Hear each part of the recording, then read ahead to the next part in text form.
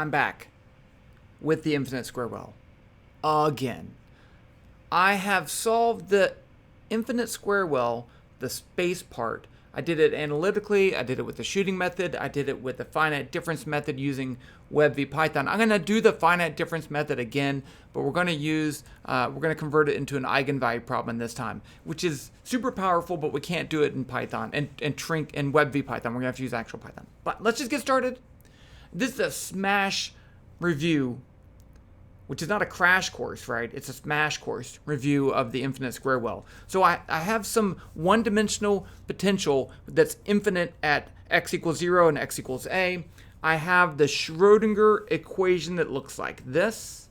And it tells me something about the wave function psi, capital Psi.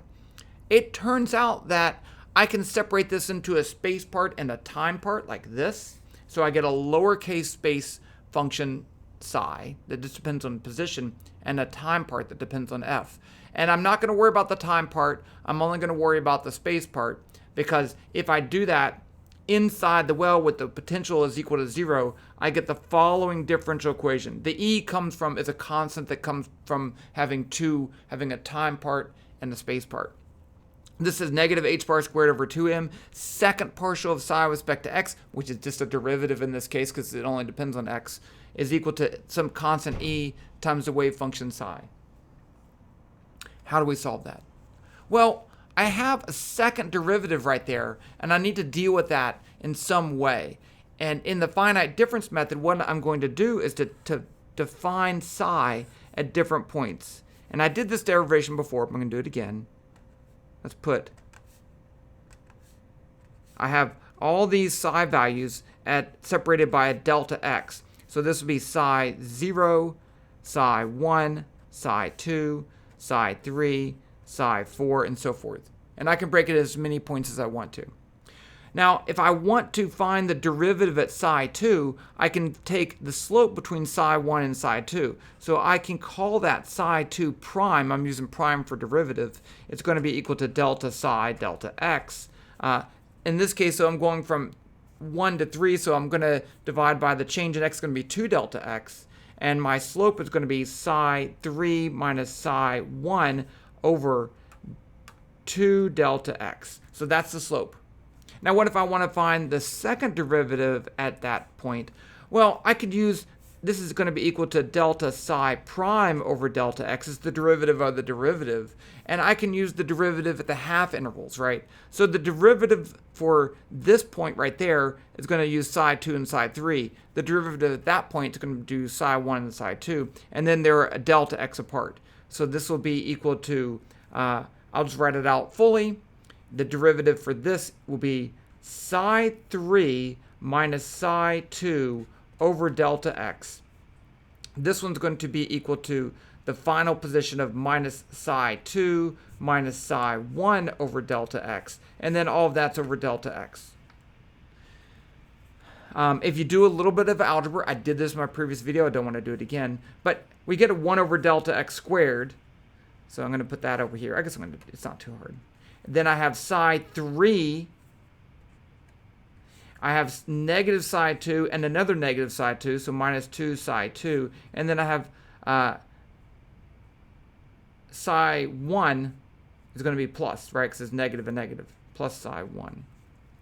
So in general, I can write the second derivative for any element, psi I double prime, will be equal to psi I plus 1 minus 2 psi I plus psi I minus 1 over delta x squared. That's the same thing, right? Because if I do psi 2, that's psi 3, that's psi 1, delta x squared. Done. Simple, right? It's not simple. It's actually kind of complicated. I'm not joking with you. Okay. So if we use this in the square well, I have negative h bar squared over 2m. The second derivative, I'm going to write it as psi double prime of I is e psi I. That's what we have, right? Now, I'm going to put in this definition for psi I double prime and solve for psi I. So if I do that, I'm going to leave it in this form. Yeah. Negative. I'm going to factor out the h bar squared. Negative the delta x squared. Negative h bar squared over 2m delta x squared. And then I have psi I plus 1 minus 2 psi I plus psi I minus 1 equals e psi I. This is just an equation, right? I'm going to get many such equations. I'm going to do one equation for each one of my points. So I should have one for psi 1. I should deal with 1, 2, and 0. I'm going to deal with one for psi 2, which would deal with 3 and 1, and so forth. I'm going to get a whole bunch of these equations. And you notice that I always have the next term ahead of it as a coefficient of 1, a coefficient of negative 2, a coefficient of 1. So we can write all of these equations. I guess I should write some of them out, but I don't want to. All of these equations as a system of equations like the following. So imagine that I have just these 3 data points.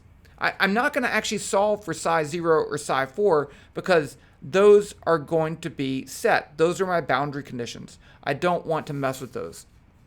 So I actually can write it for these 3 data points like the following. Negative h bar squared over 2m delta x squared. And then I will have, I'm looking for 3 values. It's going to be equal to negative 2, 1, 0, 1, negative 2, 0, no. See, this is negative 2. That's 1. 0, 1. Times psi 1, psi 2, psi 3 equals e psi 1, psi 2, psi 3. If I multiply this out, notice what happens. For psi 1, if I multiply this out, or for psi 2 really, for psi 2, I'm going to get negative 2 times psi 1. That is the right equation. That is right. You get these same equations back. You do. Okay. And the key here is that because once I use the same element psi 1, it should be a negative 2. Oh yeah, if I multiply this by that row, I get this. So it does work. And that one, if I do it for psi 1, I get a 0 right here because it doesn't use psi 0. That's right. But the point is that if I make this matrix, I have a matrix times a vector equals a constant times a vector. This is the eigenvalue problem. You can solve this. I don't want to solve this. You don't want to solve this. Nobody wants to solve this, especially if I have 1,000 points, right? But it'd still be a pretty simple matrix. It's just negative 2's on the diagonal, then 1's right here, 1's right there. So it's an easy matrix to make. And then I just want to solve what values of E does this work for, and what values of that does this work for. And we can do that in Python. There is built-in eigenvalue problem in Python. So let's do this in Python. Switching to Python. Now, you know I love WebVPython. I love WebVPython because it's so easy to get to everything. But it doesn't do matrix operations very well, or at all. It doesn't do the eigenvalue problem, but that's built into Numpy, which I like to call Numpy because it looks like a Numpy, but whatever. So let's just get started. I'm using Google Colab. If you haven't used that before, it's online Python that you have all your modules, so it's really great. Each one of these cells is a block of code that you can run. I'm going to import just two modules. The number one module is Numpy, and the other one is for plotting. So let's import those. Import Numpy as NP, and that should be bigger, right? Because you can't see that. Let's make it big. That's big enough. And I'm going for plotting. I'm going to import matplotlib.py. pi plot as PLT. Everyone does that same abbreviation, so I'm going to do it like they do. Now I'm going to run this cell. I like to run that cell independently just to make sure everything works. It's still running right there, you can see, but now it gave me the check mark. It's like, hey, we're good to go. Next, I need to make all my constants. So I'm going to set everything to 1 because I don't want to deal with all the weird stuff. So mass is equal to 1, h bar is equal to 1, a is equal to 1, and I'm going to need to pick how many points I'm going to have, and we do have a problem here. So let's start off with the small number of points, n equals 10. We can always increase it later. The first thing I want to do is to make my x values. Now, the other great, awesome thing about Numpy is the array. So we don't have to deal with lists. We have arrays. And arrays, you can do things that you can't do with lists, and they're pretty awesome. So we're going to make an array of my x values. And I'm going to show you how to do it. X equals np.linspace. And linspace makes an array of spaces. I need to give it where to start, where to end, and how many data points. So let's just say 0 to a and n points. It's going to be wrong. And I'm going to print that. Well, it's not going to be wrong. Print x. Let's just run that.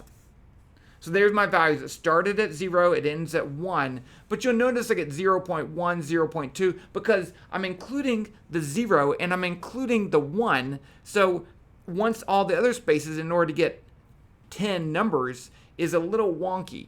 So I can fix that by adding one more number in there so that the 1 doesn't really count as my divisions. If I change this to n plus 1, which is important, it's going to come back to bite us. Now I get what I wanted, 0, 0.1, 0.2, 0.3, 0.4. So that's better. Okay, I'm going to need my delta x also. And I could say it's 0.1.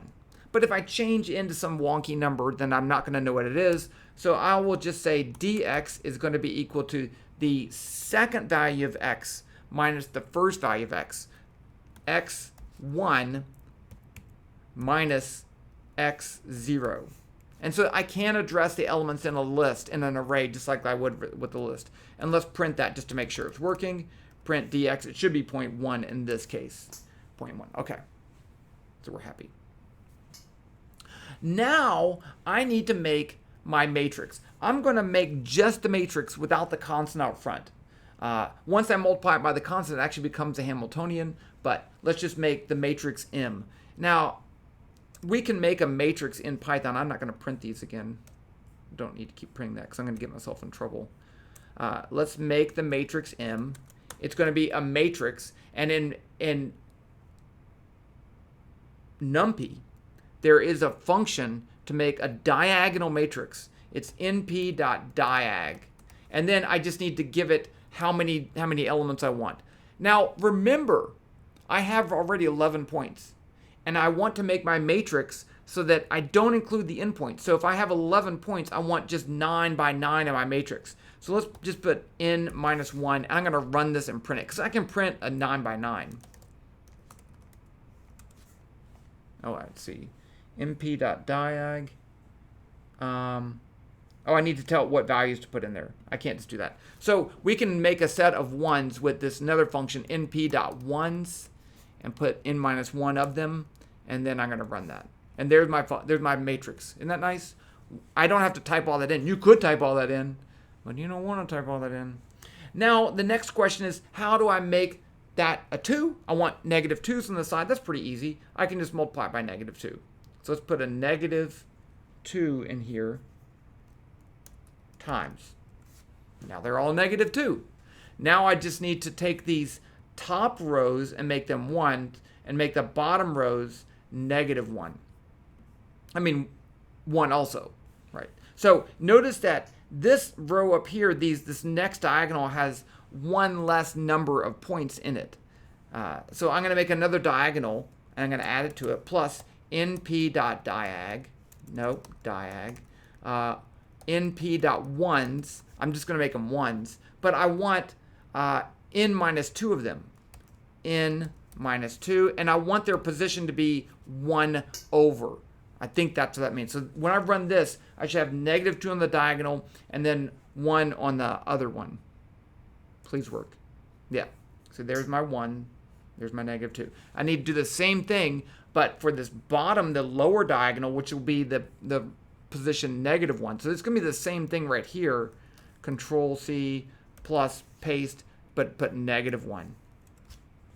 Now I have my matrix. That's what I want, right? If I change into whatever value I want, that is what it is. I can also, one of the things that people do is print the shape of this. It's m.shape. It just tells you, it's a 9 by 9. If I make 1,000 by 1,000 or 999 by 999, I don't want to print that out. But I might want to print out the shape just to check. So let's just comment out the print m, because that could get awkward. Okay, let's jump down to the next cell. I'm just going to use it down here. No, that's fine. I want to make that constant in front of my matrix term. I'm going to define that as just k. K is negative h bar squared divided by 2 times m times dx squared. Same thing as I had before. Now my new matrix, I'm going to call it h. It's just going to be equal to k times m. So now I have that whole thing. I have h psi equals e psi, and I want to solve that eigenvalue problem, and we can do that. It's pretty nice. I just say it's a built-in function in Numpy, and it is called, uses linear algebra, and it's the eigenvalue problem, and I'm going to show you how to do it. Now, it's going to return two things. It's going to return the eigenvalues, the energies, and the eigenvectors, which I'm going to call psi. So I need to assign both of them, e comma psi equals np.linearalgebra, linalg, dot eig h, and then I need to say what matrix am I finding the eigenvalue of? It's h. I could print e. I don't have that many, but let's just print the first energy level. I'm going to print E0, and let's see if it works. 4.894. So I did this problem before, and I got 4.9 or something like that. So I'm getting right around the same range. Now, that value is going to change as I change my number of things, because I have that approximation isn't completely perfect. I could print psi. In this case, it's not too bad. Print psi, because I only have 10 points. And you see I get this matrix of vectors. Now, we do have a slight problem here. These solutions, the columns are, I could print this. I could print psi 0, the first row of solutions. Right there. But I don't want, the rows are not the solutions, the columns are the solutions. So really what the first value I want to print for my psi values is the transpose of that. I can get the transpose with psi dot t and then print that out. That's my first values for psi. Now, it's not normalized, so we're going to need to do that. Okay. Now, I want to plot my solution, and I have a problem. Because my psi has 0, 1, 2, 3, 4, 5, 6, 7, 8, 9 points. And my x values, remember my x's that I made before, had 11. Yeah, they had 11.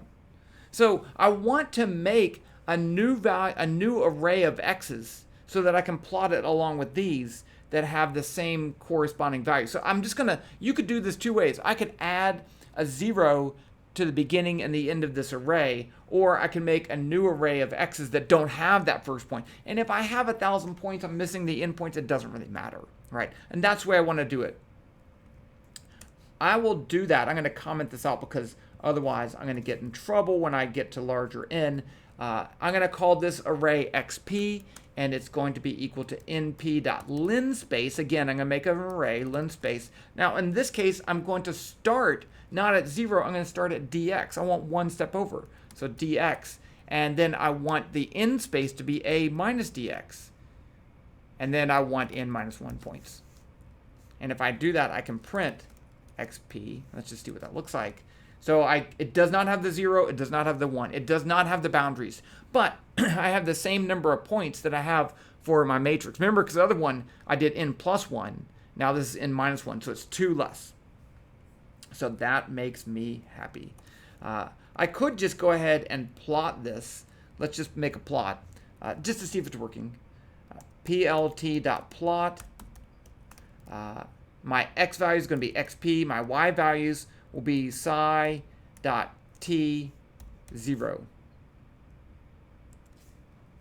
And there you go. And that is the first energy level. That's the first solution. Notice it's a little bumpy because we only have a very few points, but even then it looks pretty good. It's not normalized. We are going to need to normalize that. If I want to do the second solution, I could do that. All I have to do is change this to 1. Right? That's the second solution. And there, that's exactly what you expect. It's working. That's kind of cool. Okay. Let's go ahead and fix this up here. I don't want to, let's put 1,000 points. So I need to rerun this. I need to make sure I don't print out things I don't want. And now my function, my matrix is 999 by 999. I need to rerun this. And now you see I have a different energy level because now I have 1,000 points to get a much better representation of reality with more points. I need to rerun this plot, and it's nice and smooth. And we could do some things. I'm not really great with plotting in PyPlot, but let's see. plt.grid, plt.xlabel, is it label? Is x, plt.ylabel is psi. Yeah, that looks pretty good. Okay. What do I need to do next? I need to normalize this. So I need to integrate psi star psi over the whole thing. And you could make a function to do this, but it's actually super trivial, easy to do it in Numpy. Let's just integrate psi star psi. I'm going to just do this one. I will call this I is the integral of np.sum psi. Let's give it let's do this. Psi2 equals psi dot t1. So that's the second energy level. I'm just going to give it a name, psi2. Now I'm going to integrate over that. I equals np.sum psi2 squared times dx. So remember, the integral of psi star psi dx. So I'm going to take each of those values of psi star psi, which is just going to be squared, multiply it by dx, and then add them all up. That right there finds the integral. Let's just print that. And it didn't work. No, because I can't spell psi. I spelled spy. Psi. There. So there's my integral value. Now, my constant in front of my psi is going to be 1 over the square root of that. Right? So then when I do integrate it again, if I use this constant, then I should get 1. I want that integral to be 1. A equals 1 divided by np dot square root of I. Now I can actually change all my values of I. That's really easy thing to do with arrays. Psi2 equals A times psi2. So I'm taking the whole array of psi2, I'm multiplying it by that constant A, and I'm setting it equal to psi2. Now if I just do the same thing again and print the integral, it should be 1. And you can't even see that. 1. So now it is normalized. Now I can just plot it. Let's plot psi star psi. I'm just going to copy all this stuff just so I don't have to retype it. I am that lazy. And I'm plotting psi2 squared. That's the normalized thing. I don't need to print I, but let's just get out the prints. That's fine, leave them there. Plot, grid, label. This would be psi star psi. And there you go. There's my normalized function. What if I want to plot, do it for 1 at the same time? It's actually pretty easy. Let's do that. Let's just copy this same thing. And there are better ways to do this, but it's fine. So psi1, I'm going to change this to 0. I'm going to change that psi 1. A is again, and then this is psi 1. Psi 1. I don't need to integrate it again. And then I'm just going to plot plt.plot xp psi 1 squared. So I should have 2 plots in there. There. And they're both normalized. So here's psi 1, here's energy level 1, here's energy level 2. And you could do them for as many energy levels as you want. And you could do this for non-square wells, and we're going to do that also. But this is how you would do it, convert it into a matrix problem. You know, there's a little bit of black magic here because I didn't actually solve that eigenvalue problem. I used Numpy to solve the eigenvalue problem, but what are you going to do? This is a lot faster than having the function evolve on its own, but I like the previous finite difference method a little bit better because you are in control of everything, and I like to be in control. Okay, so I hope that helps. I hope you enjoyed that. I'll put a link to the other solutions down below in case you can't remember how to do them. You know, I'm not a Numpy expert. I hope you see that. I'm kind of fun. I'm not even a Web v Python expert, but I can fumble through things a lot better. But this is something you have to do. Okay, that's it.